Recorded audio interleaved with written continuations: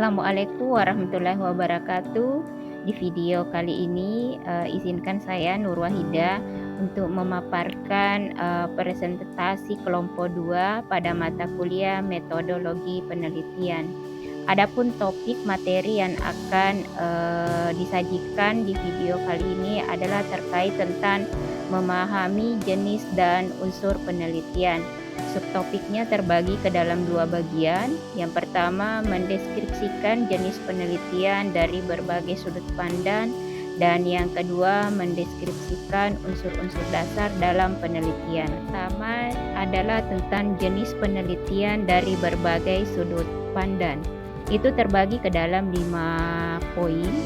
Yang pertama itu berdasarkan tujuan penelitian, ini terbagi ke dalam 3 jenis, yaitu penelitian yang pertama, penelitian eksploratif, adalah penelitian yang bertujuan untuk memperoleh pemahaman awal yang lebih baik tentang fenomena tertentu, membuka wawasan baru, atau mengidentifikasi pertanyaan penelitian yang lebih spesifik untuk penelitian lebih lanjut.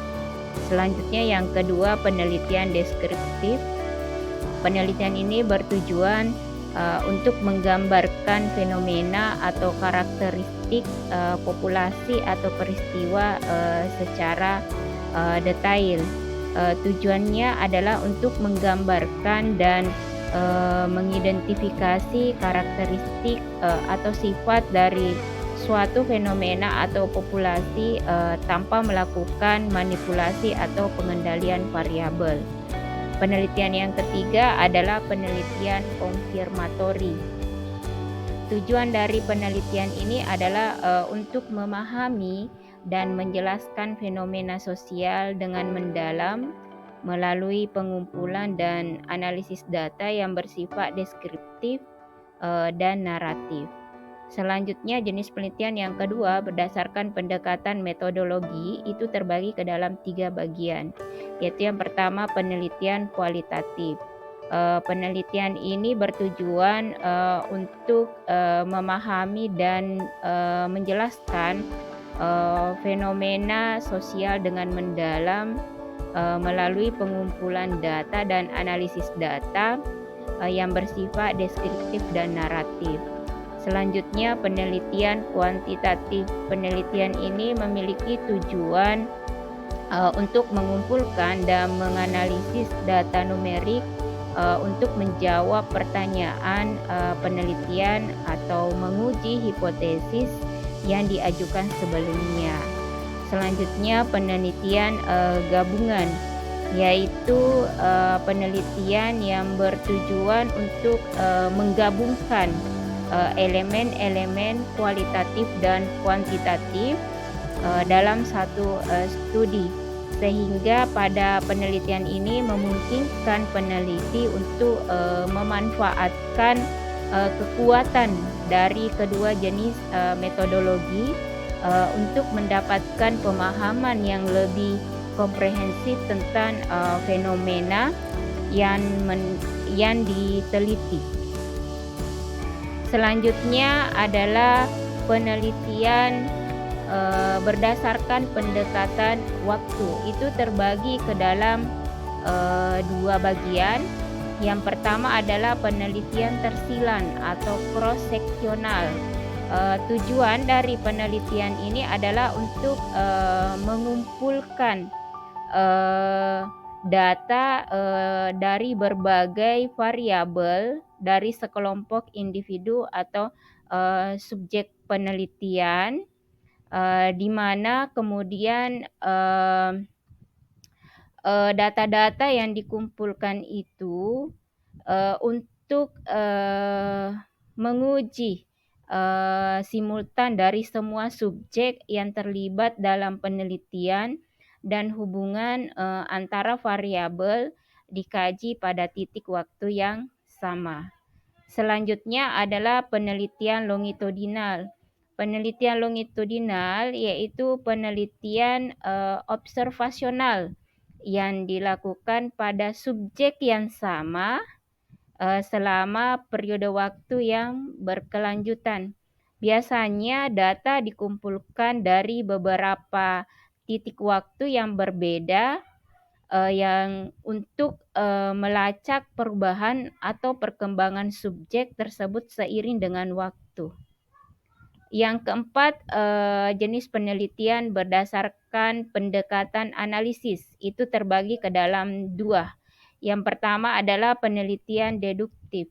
Penelitian deduktif itu adalah penelitian yang dimulai dengan menyusun hipotesis atau teori yang kemudian diuji dengan menggunakan data empiris. Biasanya peneliti terlebih dahulu menciptakan kerangka kerja atau hipotesis berdasarkan teori yang ada atau literatur yang relevan dan kemudian merancang penelitian untuk menguji validitas hipotesis tersebut.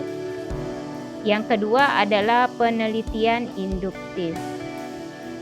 Penelitian ini biasanya dimulai dengan pengamatan atau pengumpulan data empiris dari situ. Kemudian pola-pola atau temuan umum ditarik untuk membentuk hipotesis atau teori baru. Hal ini berbeda dengan penelitian deduktif yang dimulai dengan teori atau hipotesis, sedangkan pada penelitian induktif itu lebih cenderung di mana peneliti untuk mengembangkan konsep atau teori baru berdasarkan temuan empiris yang ditemukan.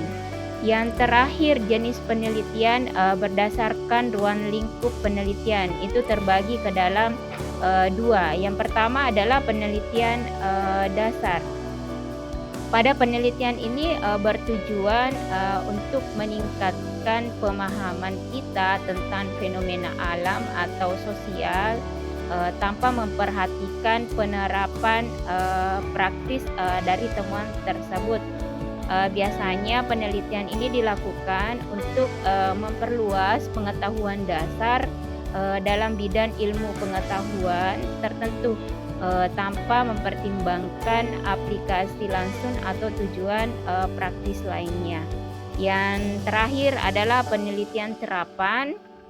Penelitian ini bertujuan untuk menerapkan pengetahuan dan temuan dari penelitian ilmiah yang kemudian di mana menerapkan pengetahuan dan temuan dari penelitian dasar ke dalam konteks praktis untuk memecahkan masalah konkret atau memenuhi kebutuhan spesifik dalam masyarakat atau industri. Tujuan utama dari penelitian ini adalah untuk menghasilkan solusi atau inovasi yang dapat diterapkan langsung dalam kehidupan sehari-hari atau dalam lingkungan bisnis. Itulah penjelasan terkait tentang 5 jenis penelitian dari berbagai sudut pandang beserta dengan bagian-bagiannya. Subtopik yang kedua adalah terkait tentang unsur-unsur dasar dalam penelitian. Itu terbagi ke dalam 14 poin unsur-unsur. Yang pertama adalah pertanyaan penelitian. Maksudnya adalah berisikan tentang pertanyaan atau pernyataan masalah yang ingin dijawab melalui penelitian. Biasanya pertanyaan penelitian itu haruslah jelas, spesifik, relevan, dan dapat diuji. Yang kedua adalah tujuan penelitian. Artinya di sini adalah tujuan yang ingin dicapai dengan melakukan penelitian. Biasanya tujuan penelitian itu mencerminkan alasan di balik penelitian tersebut dan apa yang ingin dicapai melalui penelitian. Yang ketiga, hipotesis, artinya asumsi atau prediksi mengenai hubungan antara variabel-variabel dalam penelitian. Biasanya hipotesis dapat diajukan berdasarkan teori pengetahuan sebelumnya atau pengamatan awal. Yang keempat, kerangka konseptual atau teoritis. Maksudnya adalah konsep-konsep atau teori yang menjadi dasar dalam merancang penelitian dan untuk menginterpretasi hasilnya. Biasanya kerangka konseptual itu menyediakan landasan untuk pemahaman terkait tentang fenomena yang diteliti. Yang kelima, metode penelitian. Artinya adalah pendekatan atau strategi yang biasanya yang digunakan oleh peneliti dalam mengumpulkan dan menganalisis data. Biasanya ini digunakan untuk biasanya mencakup desain penelitian, populasi dan sampel, teknik pengumpulan data dan metode analisis. Selanjutnya adalah populasi dan sampel. Artinya populasi itu adalah kelompok yang ingin ditarik kesimpulannya dari penelitian, sedangkan sampel itu adalah subset dari populasi yang diambil untuk diteliti. Selanjutnya variabel. Variabel itu adalah yang diamati atau dimanipulasi dalam penelitian. Ini termasuk di dalamnya variabel independen, artinya yang dimanipulasi, dan variabel dependen atau yang diukur dampaknya. Selanjutnya, instrumen pengumpulan data, artinya adalah alat atau teknik yang digunakan untuk mengumpulkan data seperti misalnya kuesioner, wawancara, atau observasi.